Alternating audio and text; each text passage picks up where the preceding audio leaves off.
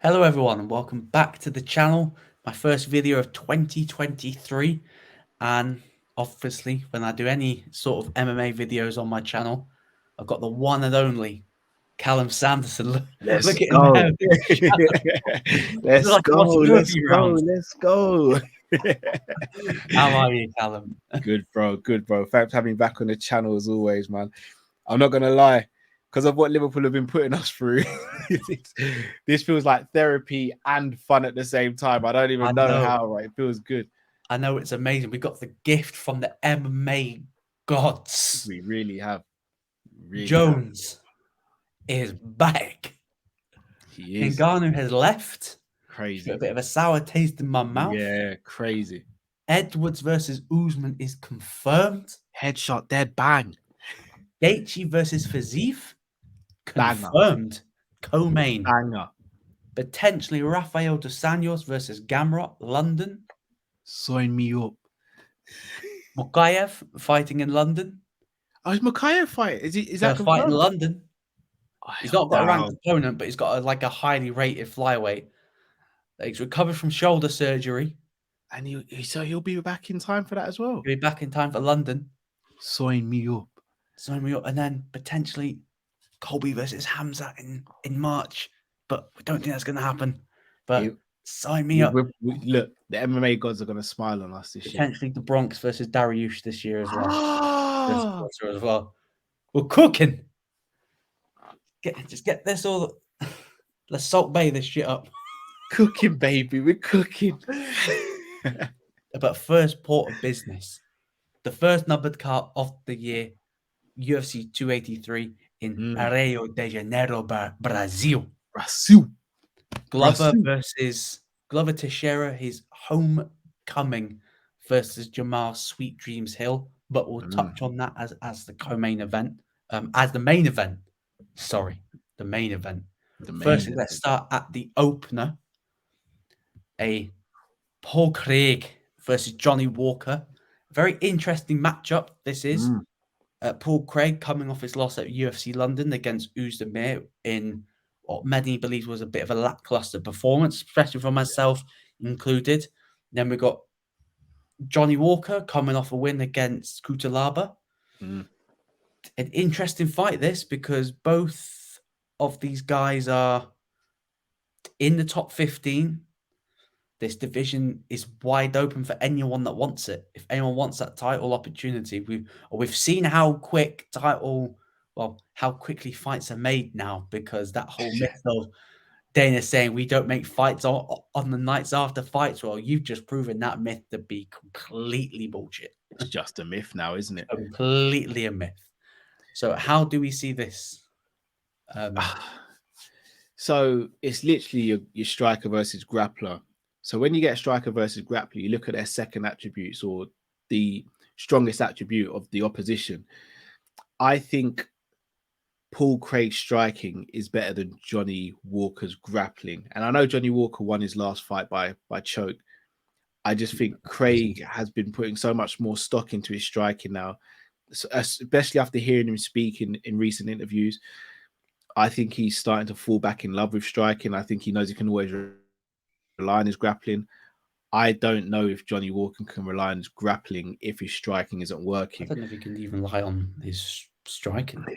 That being said, you're right, and that means he doesn't seem like the same explosive fighter he once was, where he would just be standing in front of you 1 second and then you're switched off the next. I think Craig gets the win here, and I think he stops him in the first. I think it happens pretty early on. I know. I think with this bout, like, it's so odd when you say that Johnny Walker probably can't rely on his grappler. When have we ever heard us talk about a Brazilian fighter that can't rely on his grappling? They're usually born with the Brazilian black belt in Brazilian jiu-jitsu. Like, they're born with that already. Yeah. Like, before they're ready to go. But I think Johnny Walker has gone very gun shy. And we spoke about it in the preview on your channel. Make sure to check that out on the Sanderson show. His move to Ireland to Coach Kavanagh, I don't think that gym's worked out. I don't think the moves worked out. I felt like that gym has lost its shine, lost its pull since the whole McGregor. I don't see many top fighters coming out the gym. I think the last semi-popular name is it James Gallagher from Bellator, and he gets on a regular. Yeah. So, for me, Paul Craig for me could have sort of a Glover Indian summer, because Paul Craig's mentioned about retiring plenty of times, and you always get that fear that when they mention retirement, is either their foot's halfway out the door, which means they're going to get stopped a lot quicker, or it's like, I've got a limited time left, let's make the most of it. And up until that Usman fight, I thought he was going to make a real run for a title shot, and he let himself down. And I honestly thought that was him done after that Uzdemir loss. But I'm so glad that he's back. And for me, his striking is a lot better than Johnny Walker's grappling. And for me, I have to agree with you, and I'm going to have to say Paul Craig, first round submission, because Johnny Walker may knock him down. Yeah. Paul But if you knock him down, that doesn't make it. Doesn't mean a thing. Here's the thing as well. This is almost as much of a layup as you can get. As you said, he lost to Uzdemir. I think Walker's the best favorable match for him right now. Yeah, again, because you look at that division, it's either tied up, as in opponents have tied, like Glover, Hill, Ankalaev, and Blachowicz have fought, so they're not going to fight again soon. Yuri's on the shelf. Anthony Smith's not got an opponent because he was supposed to fight Jamahal Hill. They got Ryan Spann floating about that's not got an opponent. So that division is really interesting. If the stars align, title shot's only a couple of wins away, and then you're in the conversation. And for me, I really hope that we see Paul Craig challenge for that belt at the back end of the year. For me personally, if he wants it, it's there. That'd be brilliant. That would be brilliant. Next fight on the card, a bit of an under the radar fight, really.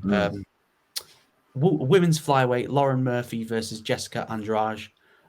Both have fought for the title within the last 18 months. How do you see this going? Because for me, a win for either of these ladies don't get them closer to the title, in my opinion. Them all are just staying in that picture, like just. One of these two might have to do the Max Holloway thing where they beat a couple contenders just to say, right, look, I've still got it. I still want another crack at the champion. The problem is Volkanovski and Max in the first two fights anyway was competitive.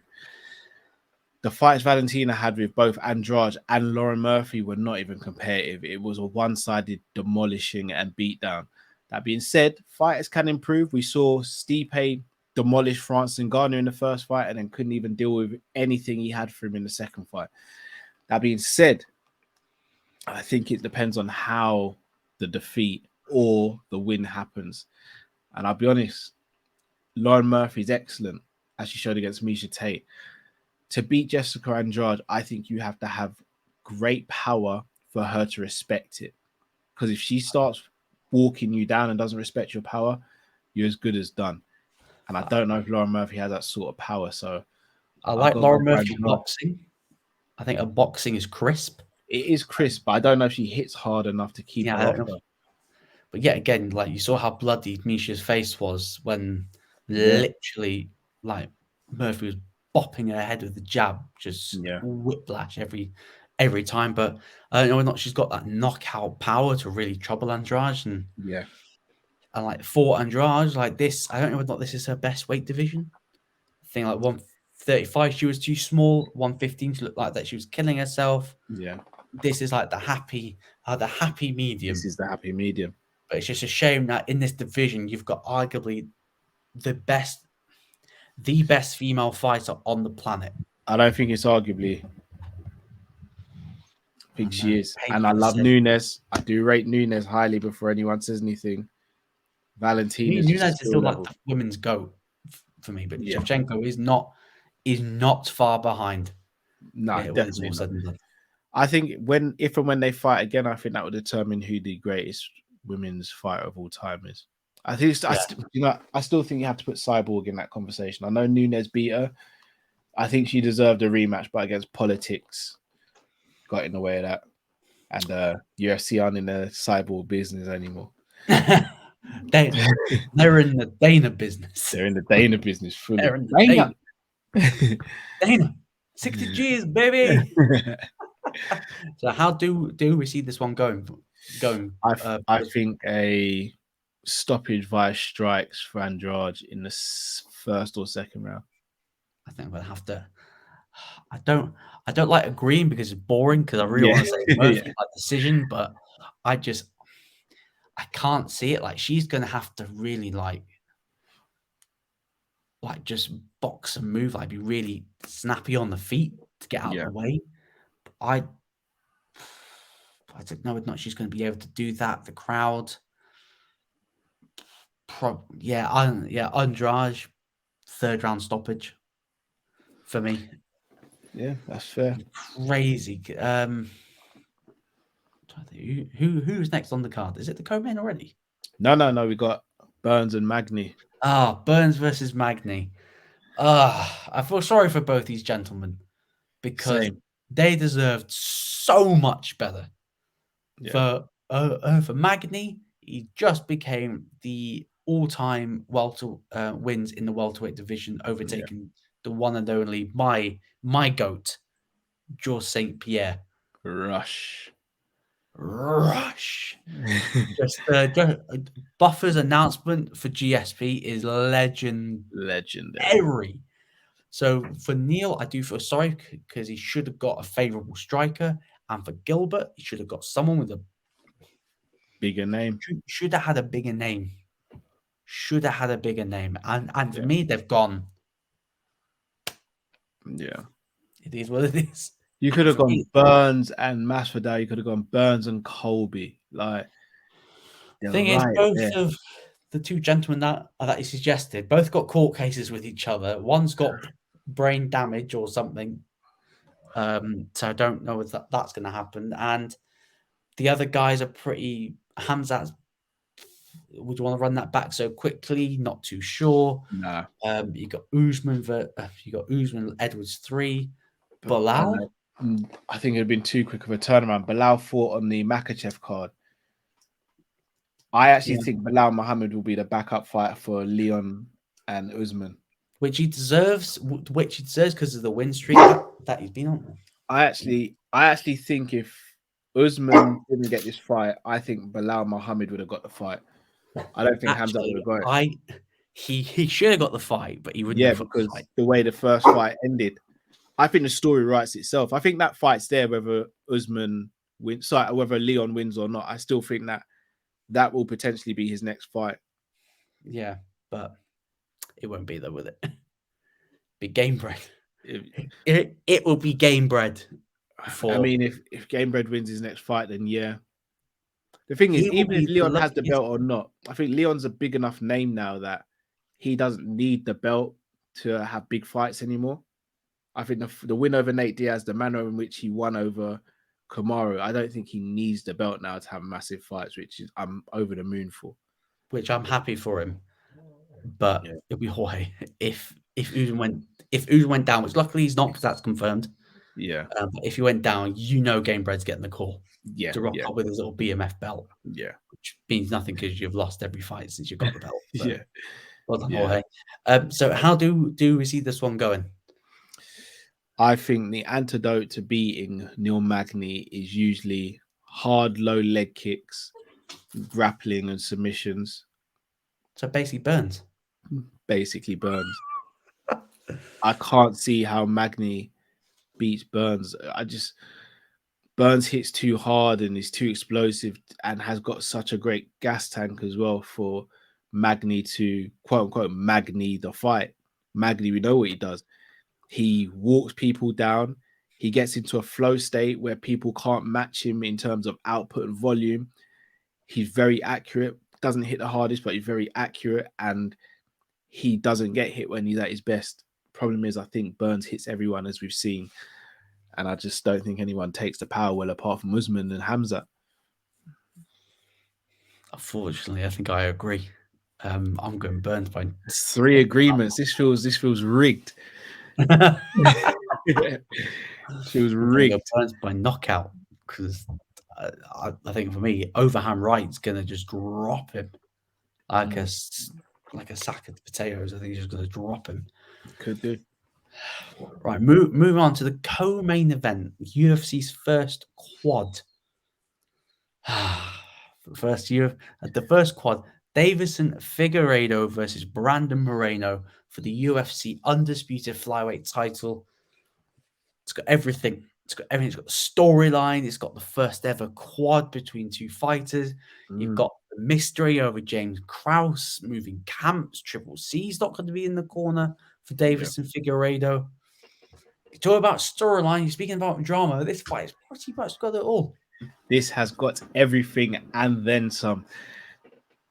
The two, again, maybe I'm biased. The only thing I wish were that these two guys were around during Demetrius Johnson's reign. It's the only regret I have for this division. But I digress because I'm a DJ fan and he's my favorite fighter of all time, probably. Pay him, DJ would happily. DJ would still come in now, and I don't think he'd go back down 25. He said, maybe if he got great money, but I don't think he'd do it. I think he's getting paid handsomely over at one as well. Yeah. He's got his own trilogy to sort out. But this fight, they're so well matched and evenly matched. Like you'd say Figueiredo has the better power, but you'd say Moreno has the better volume and accuracy and punch selection. Figueiredo, you'd argue, is maybe slightly better on the ground, but Moreno choked him out. I think Moreno's got a better gas tank. He's also been more active. That Kai France fight, that may come in handy for him because he's not had. I mean, Figueiredo, this would have been his third back-to-back camp for Moreno. Moreno would have at least had a break. They must get sick of just training for each other. It must be horrible. But that's what I'm saying. Moreno might feel a little bit better, more energized because he had the break and fought Kai France, whereas Figueiredo has just been Moreno, and he's had the last one's had quite a long layoff as well. Yeah, because we know that the cut for him is very tough. It's brutal. I'm shocked he's still at 25, but obviously he's not going to go at the bantamweight if Triple C's. I think he'll be too small at bantam. That's the problem. But he's in that zone. Like, how much do you want to keep draining yourself to get to 125 when the easier thing would be to go at 35? Yeah, it's not healthy. That's for fresher matchups as well, but you could say that there's still matchups for him at 25 that he's not had yet. Yeah. But this is so interesting because with obviously last camp, he had Triple C, and you could see in the trilogy fight the influence that Triple C had over Davidson's performance. More calculated, wasn't as gung-ho, wasn't as happy, just to be so reckless. He got vital knockdowns, vital takedowns as well in key rounds, get key moments off the round. I think, especially in the fifth round, if memory serves me correct, we probably had it 2-2. Moreno winning the fifth. Figueiredo gets the takedown, flips it all over his head, gets the win. He's become more strategic, definitely more strategic. Be so interested to see if he's still got that without him. This is what I want to see. Because Brazil, the crowd, the homecoming, could get a bit carried away. Exactly. Get a bit reckless. This is what I want to see. This is what I want to see. And then you got the Brandon Moreno factor, the James Krause, the dark cloud hanging over MMA at the moment with the whole betting scandal. I can't go into detail because I'm still trying to learn about what's going on. Yeah. It looks bad. It's not good. I've watched some stuff on Ariel Helwani talking about it. Shout out to Ariel Helwani. We watched some stuff on him talking about it, and it does not look good. It looks really bad for James Krause. The best case scenario that he's banned from this sport. That's the best case scenario he's going to get because he's going to jail. He is so going to jail. I think he is up there. He's not in there now, is he? No. No, it's I been think he under ends up. investigation. I Like think he ends anyone up there. associated with him is banned from fighting in the UFC. That's why Moreno had to jump camp. Yeah. See, I mean, yeah, they kind of had to do it. He's moving mad, in it. He shouldn't be doing what he's doing. Yeah, again, Laura Sankos trains at Glory MMA. Is she still training there? 'Cause I'm wondering if she's still training there. Because if she is, then I'm smelling a rat. To be honest, if that's the case, but no, I think Moreno not having Kraus in his corner is going to be big. It's going to be just as big as Figueiredo not having Cejudo in You his corner. reckon? Yeah, I think so because he recently moved to Kraus for the trilogy. Then he Yeah. had Kraus in his corner for Kaya France. I think he left his original team Yeah. after he lost. No, was it after he lost? It'd been after the Figueiredo loss. Yeah, Or, so after Figueiredo yeah. lost. Oh yeah, he lost. Yeah, so he was only with Kraus for the one camp against Kaya France Yeah. because he left after the Figueiredo loss. But that cloud must not be good for the morale because we know, like you see, Moreno is like he's a happy-go-lucky character, Yeah. but It finally Kraus, seemed like he got the structure he wanted, and it all got ripped from underneath him. and you don't know whether or not that's gonna take him the eye off the ball, also make him even more motivated. Yeah. It's true as So, well. how you got this one, Callum? Keep flip flopping.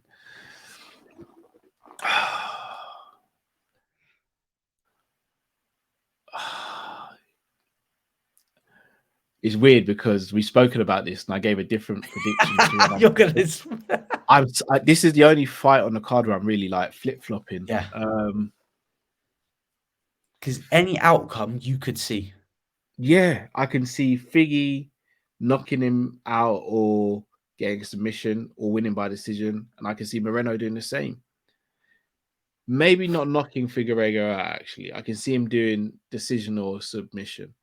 Apparently, Figueiredo's got 4 kg to cut this week. He'll make the weight though. He has to. He's in Brazil. He'll make the weight. I'm gonna go Figueiredo's. I'm gonna go Figueiredo. But this guy, right? We did the preview on his channel. He had Moreno to no, I had Figueiredo. I did have Figueiredo. Yeah. But I almost went with Moreno. Moreno. I almost went with Moreno again. And then I had Moreno to win, and then by decision, and then he went, it's in Brazil. I thought, oh yeah. Yeah, split decision for Figueiredo. I think it's going to be enough. I genuinely believe they'll fight for a 5th time. I'm going to go Figueiredo by, I'm going to have to agree again. I have to Figueiredo by split decision. I mean, the only way they don't fight for a 5th time is if Pantoja comes through and does a madness. Pantoja, Nikolai looked really good against Schnell, didn't he? He looked crisp as maybe a certain Makayev. Oh yes, our very own Makayev. I still think potential for him to break John Jones's record. He's got to have a title fight before the end of March 2024.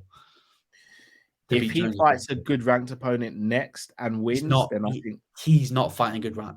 Well, he's fighting a highly rated flyweight, but he ain't ranked because all the ranked guys are ducking him. That's the problem we might have.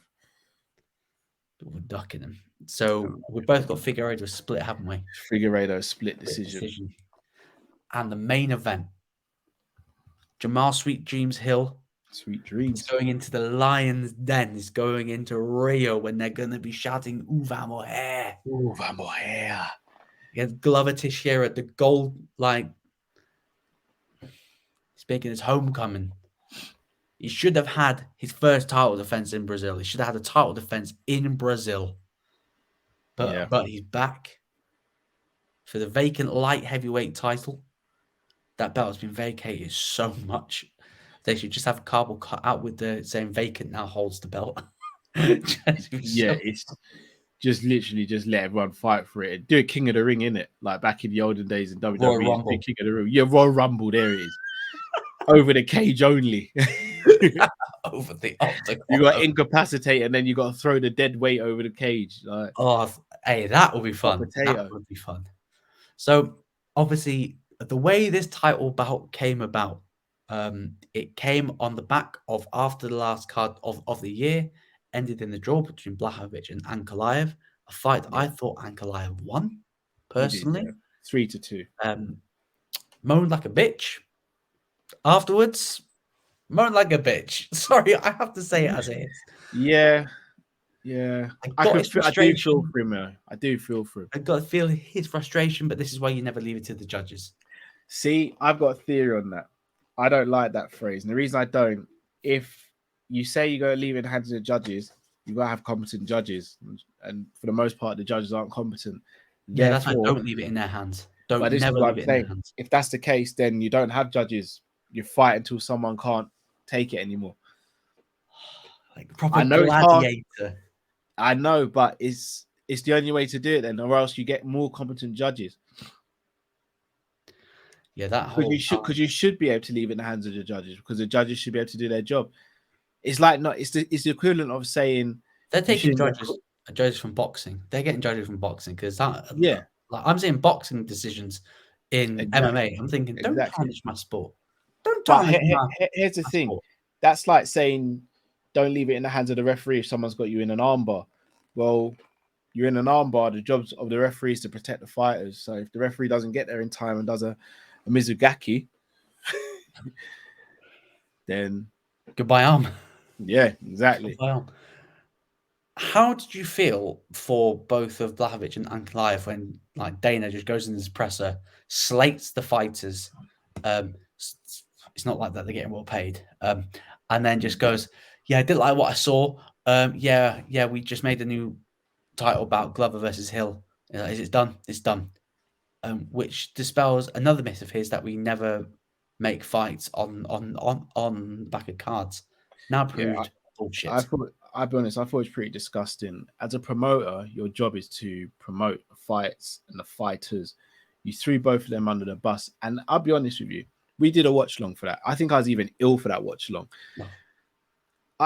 It wasn't the greatest of fights. It wasn't the most entertaining. It was a good technical fight. It's not like they did a Derek Lewis and Francis Ngannou. They were like Yoel Romero versus Izzy. Or Yoel Romero versus like Dana didn't do that to Yoel Romero and Izzy. So it's like it seemed as though he just had a bee in his bonnet that night, especially with the paddy stuff and all that. But it was completely wrong. How I think he should have handled it, he said, look, the fight is a draw. I think Ankalaev won, but it was still close. Therefore, we may do Glover versus Jamahal for the belt, and then we may have to run back Ankalaev and Yan. That's how he should have dealt with it. But Dana is at that power level where no one can tell him anything whatsoever. He doesn't have a boss. He needs one. He is the boss. He needs one then. So how does this fight go? Glover, I think in the first round, Glover tries desperately to take Jamahal down. I think Jamahal maybe gets taken down a couple of times, but bounces straight back up. I think towards the end of the first round, Jamahal starts finding his range. And then I think in the second round, I think he stops Glover devastatingly by knockout or TKO.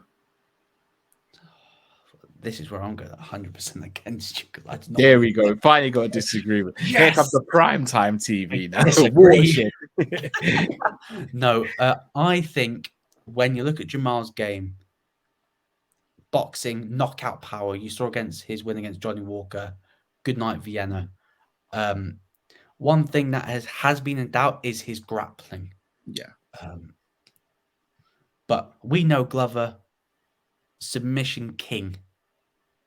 And I feel like that if he gets a hold of him, even if he does pop up, right? Yeah. I think the power of the crowd of Brazil is going to keep him down eventually. Because he can't just keep popping back up. And then Glover's going to keep on coming. Because for me, I think Glover retires this year. I think he retires this year. I really want him to hold him. I really want... Well, you know what would be so funny? I think we mentioned it on yeah.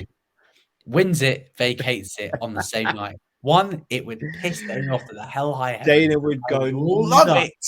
It'd be Dana like, would go right, I need nuts. 2 unranked guys for the belt because I've had enough. Dana would go nuts.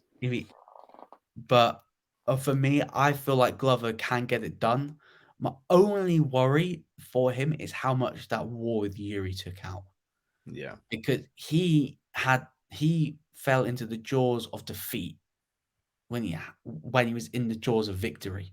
Mm. So he was 30 seconds away winning that title, and then got lost by submission for the first time in his career, which I thought was mental. Wasn't it? He's been stopped by strikes by Yeah, he's stopped by strikes. Gustafsson He's never been and submitted. Rumble. Wow. Never I think been that was a combination of exhaustion and Yuri just got stupid, Yeah, it ungodly. wasn't even like a proper it wasn't a proper hold. It wasn't a proper It was chokehold. almost like a headlock, but just under the chin. Yeah. Like, if he's still feeling any ill effects of that and Jamahal catches him early, because we know Glover, Oh, like, his chin is he gets it. deteriorating as with age, and Father Time catches up with everyone.